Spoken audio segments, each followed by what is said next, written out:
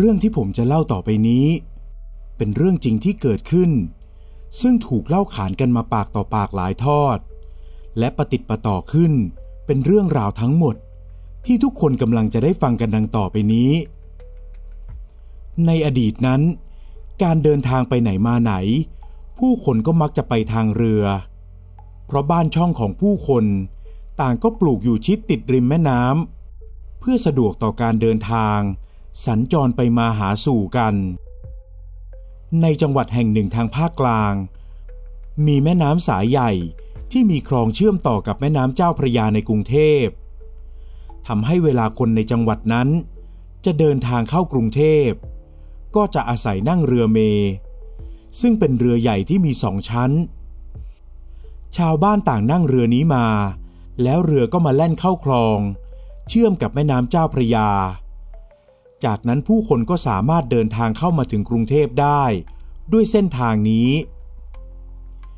เรือเมลำใหญ่2 ชั้นนี้จะมีวิ่งในแม่น้ำเป็นเวลาที่แน่นอนนอกจากชาวบ้านจะอาศัยสัญจรไปมาแล้วผู้คนที่บ้านอยู่ติดริมแม่น้ำก็อาศัยดูเวลาจากการที่เรือแล่นผ่านท่าน้ำหน้าบ้านของตนเองอีกด้วยบริษัทที่เป็นเจ้าของเรือเมนี้ต่อเรือเอาไว้หลายลำแต่ละลำตกแต่งอย่างสวยงามและมีชื่อเรียกไพเราะเพราะพริ้งเป็นอย่างมากชื่อเรียกแต่ละลำก็ตั้งตามตัวละครเอกในวรรณคดีเรื่องดังของไทยตกแต่งลำเรือด้วยลวดลายต่างกันเวลาที่เรือลำไหนแล่นผ่านเด็กๆที่บ้านอยู่ริมน้ำต่างสนุกกับการทายชื่อกันว่าเรือเมลำนั้นคือเรือที่มีชื่อว่าอะไรต่อมาเมื่อบ้านเมืองเจริญขึ้นถนนหนทางก็เข้ามามีบทบาทกับวิถีชีวิตผู้คนมากกว่าลำน้ำผู้คนเลิกปลูกบ้านริมน้ำแต่หันมาปลูกบ้านริมถนนที่ดินติดริมถนนก็มีราคาแพงขึ้นหันมาสัญจรไปไหนมาไหนด้วยรถยนต์และยิ่งมีรถเมล์เพิ่มเติมเข้ามาคนก็แทบจะหลงลืมการเดินทางทางน้ำไปโดยปริยายบริษัทที่ให้บริการเรือเมล์นั้นพยายามพยุงกิจการตัวเองต่อมาอีกหลายปีหวังยืดลมหายใจให้กับการเดินทางทางน้ำต่อไปอีกสักหน่อยโดยการโฆษณาว่าการเดินทางทางน้ำนั้นมีเสน่ห์ได้เห็นวิถีชีวิตเก่าๆของคนที่ยังปลูกบ้านติดริมแม่น้ำทว่าอนิจจาการเปลี่ยนแปลงนั้นเป็นสัจธรรมไม่นานนักการเดินทางทางน้ำก็ต้องจบสิ้นลงไปเพราะการเดินทางด้วยรถยนต์ทางท้องถนนนั้นให้ความสะดวกและรวดเร็วมากกว่าเท่าแก่เจ้าของบริษัทเรือเมจำเป็นต้องปิดกิจการของตนลงในที่สุดด้วยความเสียใจอย่างสุดประมาณเรือหลายลำที่ตกแต่งอย่างสวยงามมีลวดลายเป็นเอกลักษณ์และมีชื่อเรียกโดดเด่นตามตัวละครในวรรณคดีไทยต่างต้องอำลาสายน้ำแล้วถูกยกขึ้นมาตั้งเอาไว้บนบกอันเป็นสถานที่ริมแม่น้ำซึ่งมีเจ้าของบริษัทเป็นเจ้าของที่ดินผืนนั้นที่ดินผืนดังกล่าวอยู่ไม่ไกลจากสะพานคอนกรีตที่ทอดตัวข้ามแม่น้ำเท่าใดนักหากใครที่ขับรถผ่านสะพานแห่งนี้เมื่อมองไปทางซ้ายมือก็จะสามารถมองเห็นเรือลำใหญ่สวยงามถูกจอดทิ้งร้างเอาไว้อย่างน่าเสียดายครั้นจะปล่อยให้ผุพังไปตามกาลเวลาเท่าแก่เจ้าของอู่เรือก็ทำใจไม่ได้จึงได้ว่าจ้างให้ในหมายชายต่างถิ่นให้มาเฝ้าเรือเมลำสวยเหล่านี้เอาไว้เพื่อกันไม่ให้คนมารื้อทุบทิ้งทำลายหรือขโมยอะไหล่เครื่องยนต์เดินเรือไปขายในหมายนั้นเป็นคนขยันขันแข็งออกจะกล้าบ้าบินและไม่กลัวอะไรง่ายๆดังนั้นการที่เขาต้องนอนอยู่ที่อู่เรือร้างเพื่อเฝ้าเรือหลายลำเพียงคนเดียวจึงไม่เคยทำให้เขารู้สึกหวาดกลัวแม้แต่น้อยเขาเฝ้าเรืออยู่อย่างนั้นโดยได้รับค่าจ้างเป็นรายเดือนจากเฒ่าแก่และเฝ้าอยู่ด้วยความจงรักภักดีไม่เคยคิดมีนอกมีในแอบถอดอะไหล่ในเรือไปขายเลยสักชิ้นวันเวลาผ่านไปเฒ่าแก่คนเก่าที่รักและหวงแหนเรือมาก ก็ได้ตายลงกิจการเฝ้าอู่ต่อเรือที่นายหมายทำอยู่นี้จากที่เคยมีรายได้เป็นค่าจ้างเฝ้าทุกเดือนเงินค่าจ้างก็เริ่มไม่ได้นายหมายก็เริ่มเคว้งคว้างเพราะแต่ก่อนเฒ่าแก่เคยมาดูเรืออยู่ทุกเดือนพร้อมทั้งควักเงินให้เขาเป็นค่าจ้างอยู่เป็นประจำพอสิ้นเฒ่าแก่นายหมายก็เหมือนอยู่ตัวคนเดียวแต่แล้วคืนหนึ่งนายหมายก็เห็นงูเห่าตัวเคืองเลื้อยขึ้นมาจากน้ำตอนแรกเขาก็ตกใจคิดจะตีงูเพราะกลัวอันตรายแต่มันก็เลื้อยหลบเข้าไปอย่างรวดเร็วหลายคืนผ่านไปงูเห่าตัวเดิมก็เลื้อยมาเหมือนเดิมมันเลื้อยลัดเลาะไปตามเรือลำต่างๆเหมือนมาตรวจตาความเรียบร้อยก่อนจะหายไปอย่างไร้ร่องรอยนานวันเข้านายหมายก็เริ่มคุ้นกับมันเลยไม่คิดจะตีมันอีกแต่เรื่องที่นายหมายต้องคิดกลุ้มหนักก็คือเงินค่าจ้างเฝ้าอู่เรือนั้นเพราะลูกของเฒ่าแก่นั้นถือว่ามันเป็นการสิ้นเปลืองโดยใช่เหตุเลยมีการขอผัดผ่อนไม่ยอมจ่ายค่าจ้างให้กับนายหมายและบอกให้นายหมายไปหางานอื่นทำเสียพวกเขาจะปล่อยอู่เรือให้รกร้างอย่างนี้ไปหากวันใดที่ดินริมสะพานแห่งนี้ขายได้พวกเขาก็จะขายไม่ต้องมาอยู่เฝ้าแล้วล่ะนายหมายเพราะพวกเราเห็นแล้วว่ามันไม่ได้ก่อรายได้อะไรอีกอย่างเตี่ยก็ตายไปแล้วเราเองก็ไม่ได้ผูกพันอะไรกับเรือเก่าๆพวกนั้นนักหรอกลูกชายคนโตของเฒ่าแก่ว่าอย่างนั้นอ้าวแล้วค่าจ้างเฝ้าเรือที่ผมเฝ้าให้พวกคุณมาตั้งนาน2 นานละครับนี่พวกคุณไม่ได้จ่ายให้ผมมาหลายเดือนแล้วนะเรายังไม่มีเงินมาจ่ายให้ในหมายหรอกอีกอย่างงานเฝ้าเรือนั้นก็แสนสบายมันก็เหมือนกับเราให้ที่อยู่ที่กินกับในหมายฟรีๆโดยที่ในหมายไม่ต้องไปหาเช่าบ้านที่ไหนแล้วนี่ยังจะร้องขอค่าจ้างอีกเหรอลูกชายคนรองของเฒ่าแก่อ้างเรื่องบุญคุณเสียอีกนั่นสิอยู่ก็อยู่ฟรียังจะเอาเงินค่าจ้างค่าออนอีกเหรอลูกคนโตย้ำมาอีกครั้งในหมายได้ยินอย่างนั้นก็นึกโมโหเพราะตนสู้อุตส่าห์เฝ้าเรือให้ด้วยความภักดีไม่เคยคิดแม้แต่นิดว่าจะขโมยชิ้นส่วนใดๆไปขายเพื่อหารายได้พิเศษให้ตนเองแต่พอลูกของเฒ่าแก่พูดเหมือนไม่สนใจเขาก็เกิดโมโหเอาเงินที่มีก้อนสุดท้ายไปซื้อเหล้ากินที่ร้านขายของในหมู่บ้านไอ้พวกงกตัวเองรวยกว่ากูเห็นยังมางกค่าจ้างเฝ้าเรือกูอีกเสียแรงที่กูอุตส่าห์เฝ้าเรือให้ตั้งนาน2 นานพอเริ่มเมาในหมายก็บ่นไปเรื่อยว่าตนเองเสียแรงไปหลายปีในการเฝ้าอู่ให้เจ้านายเก่านักเลงหัวไม้ 2-3 คนที่อยู่ในร้านพอได้ยินอย่างนั้นก็สบโอกาสช่องทำกินพวกเขารู้จักกับนายหมายดีอยู่แล้วจึงเข้ามาเลี้ยงเหล้านายหมายแล้วหาเรื่องชวนคุยส่วนนายหมายพอเหล้าเข้าปากก็บอกเล่าไปเรื่อยว่าเรือแต่ละลำนั้นยังมีเครื่องเรือครบถ้วนเพราะตนเฝ้าเอาไว้เป็นอย่างดีเรือแต่ละลำกูดูแลอย่างกับลูกไม่เคยแตะต้องอะไรเลยอะไรก็ยังอยู่ดีทุกอย่างนักเลง3 คนนั้นได้ฟังก็หูผึ่งจริงเหรอวะนี่แกดูแลเรือดีอย่างนั้นเลยเหรอนายนิดหัวหน้านักเลงถามด้วยความกระตือรือร้นก็จริงสิวะกูรักเฒ่าแก่กูเลยรักเรือของแกด้วยโอ้ยพี่หมายพี่ไม่ต้องไปรักไปหวงเรือพวกนั้นแล้วเฒ่าแก่พี่ก็ไม่อยู่แล้วไม่ใช่เหรอแถมยังโดนลูกเฒ่าแก่โกงอีกแบบนี้มันจะไปยอมได้ยังไงกันน้อยผู้เป็นน้องชายของนิดร่วมผสมโรงเอางี้ดีกว่ากูว่ามึงหารายได้ให้ตัวเองดีกว่าไหนๆเฒ่าแก่ก็ตายไปแล้วลูกเฒ่าแก่ก็ยังไม่เห็นหัวมึงอีกหารายได้ยังไงวะในหมายถามกลับก็ขโมยอะไหล่เรือไปขายยังไงล่ะวะเรือลำโตๆแบบนั้น รับรองขายได้เยอะแน่ไหนจะเครื่องยนต์เรืออีกนายนิดเสนอความคิดออกมาในหมายที่เล่าเข้าปากจนมึนและไม่มีสติคิดแยกผิดชอบชั่วดีอีกแล้วก็ห่อหมกคล้อยตามไปทันทีเอาวะเอาไงเอากัน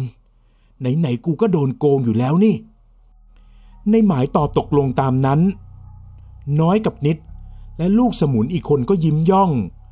ออกปากนัดแนะว่าในคืนวันพรุ่งนี้พวกเขาจะเข้าไปช่วยในหมายขโมยอะไหล่เรือไปขายคืนต่อมาในหมายก็ดับไฟในอู่ให้เหลือเพียงไม่กี่ดวงเพื่อไม่ให้มีใครมาเห็นและเอาไปฟ้องลูกเฒ่าแก่ได้น้อยกับนิดและพวกที่มาเพิ่มเติมอีก 2-3 คนก็มาถึงอู่แล้วก็ช่วยกันกับในหมายถอดเครื่องยนต์เรือไปขายในคืนแรกพวกเขาถอดอะไหล่เรือไปได้2 ลำรุ่งเช้าพอเอาไปขายก็ได้เงินมาแบ่งกันเป็นจำนวนไม่น้อยพวกเขาพากันไปกินเหล้าและไปเที่ยวผู้หญิงในเมืองกันอย่างสนุกสนานคืนนั้นในหมายนอนอยู่ในเมืองพร้อมกับพรรคพวกและได้นัดแนะกับพวกน้อยและนิดว่าจะมากินเหล้าที่อู่เรือในคืนต่อมาเพื่อจะได้ช่วยกันถอดเครื่องเรือเสียให้หมดจากนั้นจะได้ย้ายไปอยู่ที่อื่นเสียทีค่ำคืนต่อมาเป็นคืนเดือนมืดในหมายจัดแจงปูเสื่อสาดรอรับน้อยนิดและพวกอีก2 คนรวมในหมายด้วยก็เป็น5 คนเมื่อมาถึงทุกคนก็ลงมือถอดอะไหล่เรือแล้วยกลงเรือเครื่องลำเล็กของพวกเขาเอาไว้จะได้เอาไปขายในวันรุ่งขึ้นจากนั้นก็พากันมานั่งกินเหล้าพอเหล้าเข้าปากไปทุกคนก็ช่วยกันคิดว่าคืนนี้จะถอดเครื่องยนต์เรือลำไหนบ้างในขณะที่กำลังพูดวางแผนกันอยู่นั้นงูเห่าตัวเดิมก็เลื้อยออกมาจากใต้ถุนร้านที่พวกเขานั่งกันอยู่ไอ้ห่าเอ้ยตกใจหมดงูที่ไหนวะนั่นนิดตะโกนสะบดลั่นยกแข้งยกขาหนีเพราะกลัวโดนงูฉกอ๋อมันเป็นงูแถวๆนี้แหละในหมายตอบอย่างคุ้นเคยมึงพูดอย่างกับคุยกับมันรู้เรื่องอย่างนั้นแหละนิดหันมาด่าในหมายเลยหัวเราะร่วนเพราะกำลังมึนและกึ่มได้ที่ใครจะไปคุยกับงูรู้เรื่องวะเอางี้เหอะรีบกินเหล้าเข้าไปให้หมดแล้วไปถอดเครื่องเรือกันคืนนี้กูจะปิดงานสักทีจะได้ไปจากที่นี่ให้พ้นในหมายว่าอย่างนั้นพลางยกเหล้าขึ้นมากระดกจนหมดแก้ว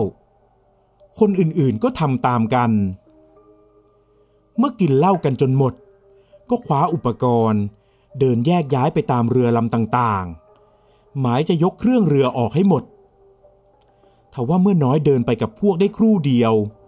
ก็มีเสียงร้องตะโกนดังลั่นด้วยความเจ็บปวดโอ้ยช่วยกูด้วยช่วยด้วยเสียงร้องเหมือนคนโดนทำร้ายอย่างแสนสาหัสดังขึ้นมานิดกับไต่หมายและลูกน้องอีกคนรีบวิ่งไปดูก็เห็นว่าน้อยกับเพื่อนนอนกลิ้งอยู่ที่พื้นและ2 มือกุมข้อเท้าไว้เมื่อเข้าไปดูใกล้ๆก็เห็นว่ามีเลือดไหลออกมางูกัดกูช่วยกูด้วยน้อยตะโกนปากคอสั่นพอๆกับเพื่อนเมื่อนิดเห็นน้องชายเจ็บปวดก็มองปราดไปทั่วเขาเห็นงูเลื้อยผ่านไปไวๆรีบถลาลุกตามไปหมายคิดจะไปจัดการตีงูให้ตายไอ้งูเห่าตัวนั่นเองที่มันกัดน้องกูมึงอย่าอยู่เลยนิดคว้าแฉลงวิ่งตามงูไปโดยมีลูกน้องเขาอีกคนตามไปด้วยครู่เดียวทั้งคู่ก็ร้องออกมาดังลั่นไม่ผิดกับน้อยและเพื่อนคราวนี้เหลือในหมายคนเดียวเท่านั้นที่ยังไม่โดนทำร้ายในหมายคว้าแฉลงมากำมั่นไว้ในมือและออกเดินตามไปดูนิดกับลูกน้องคราวนี้เขาเห็นทั้ง2ยกมือขึ้นกุมที่คอหอย ทั้งสองถูกงูฉกเข้าที่คอคงหมดโอกาสรอดอย่างไม่ต้องสงสัยในหมายถอยหลังกรูดเพราะคิดว่าตัวเองคงอยู่ไม่ได้แล้วเขาจะหนีไปจากที่นี่เพราะในเรือมีเครื่องยนต์เรือที่ถูกขนไปรอไว้อยู่แล้วขายเครื่องยนต์เรือได้เพียงเครื่องเดียวเขาก็พอจะมีเงินใช้แล้ว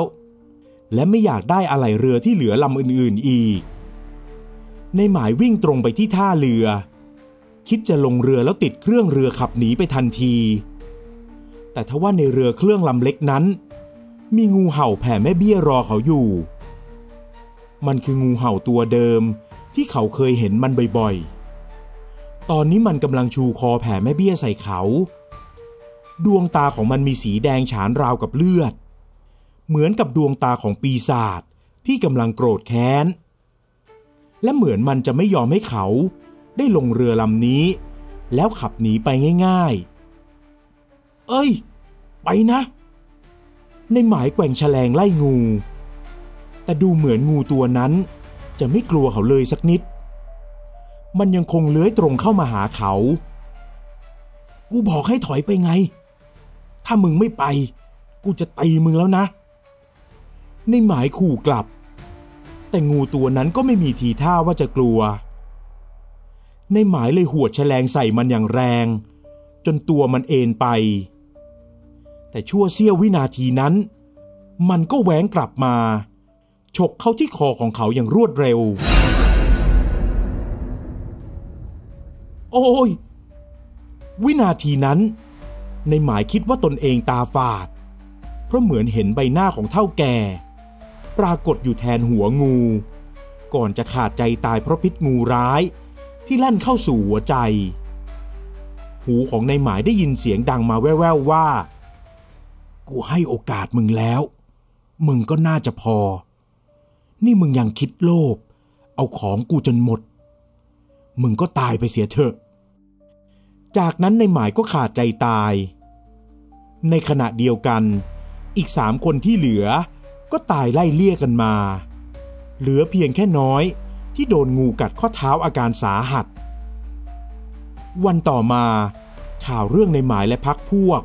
ที่ถูกงูกัดตายก็ระบาดไปทั่วลูกๆของเฒ่าแก่มาดูสถานที่พร้อมกับเจ้าหน้าที่หลายรายเจ้าหน้าที่ที่มาถึงสถานที่เกิดเหตุก่อนก็ได้ฟังความส่วนหนึ่งจากน้อยที่นั่งหายใจรวยรินหลังพิงกับเรืออยู่แต่ยังเล่าความได้ไม่หมดน้อยก็สิ้นลมหายใจตามพรรคพวกไปเจ้าหน้าที่ได้ส่งศพทั้งหมดให้ญาติไปจัดการตามประเพณีต่อไปส่วนในหมายที่ไม่มีญาติอยู่แถวนี้ชาวบ้านก็ได้เผาให้ตามมีตามเกิดอู่เรือแห่งนั้นก็กลายเป็นอู่เรือร้างตั้งแต่นั้นเป็นต้นมาไม่ค่อยมีใครกล้าย่างกรายเข้าไปยุ่งเกี่ยวแม้ในปัจจุบันจะมีพวกเด็กติดยาเข้าไปหลบมั่วสุมเพื่อเสพยาเสพติดกันที่นั่นพอเห็นงูเห่าเลื้อยผ่านมาก็พากันวิ่งหนีป่าราบปัจจุบันผู้คนในท้องถิ่นนั้นเวลาขับรถขึ้นสะพานคอนกรีตข้ามแม่น้ำแห่งนั้นแล้วมองลงไปในดงรกร้างว่างเปล่าแถบฝั่งซ้ายของสะพานก็ยังพอจะมองเห็นซากเรือจอดอยู่ซึ่งซากเรือเหล่านั้นต่างถูกปกคลุมด้วยเถาวัลย์อย่างหนาแน่นแต่ไม่มีใครคิดจะเข้าไปยุ่มย่ามหรือกล้ำกลายที่อู่จอดเรือร้างแต่อย่างใดแม้แต่ลูกหลานของเจ้าของที่ดินเองก็ตาม